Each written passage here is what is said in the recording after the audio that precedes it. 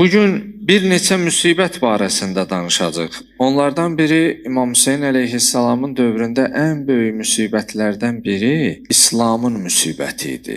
İslamın başına gələn hadisələrdən idi. İslam İmam Hüseyin əleyhissalamın dövründə qərib idi, qürbətdə idi.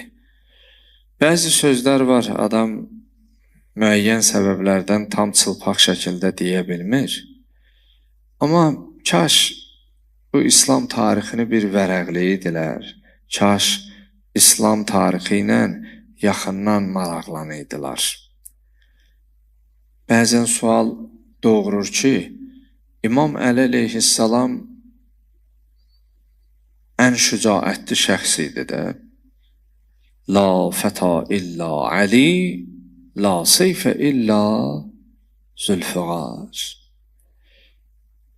Sözün ağırlığına bax, bu sözü bəşər deməyib, ha?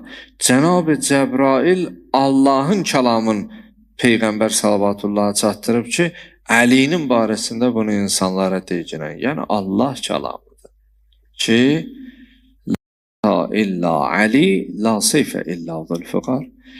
Əli kimi nə bir cavan, yəni cömərd, vuruşqan, şücaətli, Əsədullahul Qalib ləqəbində Allahın məğlub edilməz şiri, aslanı.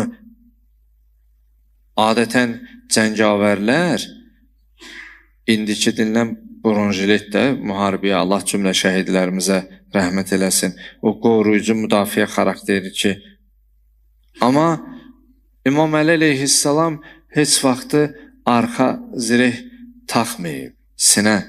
Səbəb də o idi ki, o heç vaxtı düşmənin qabağından qaçmayıb ki, onu arxadan vursunlar. O üzbəyüz mərd-mərdanə vuruşub.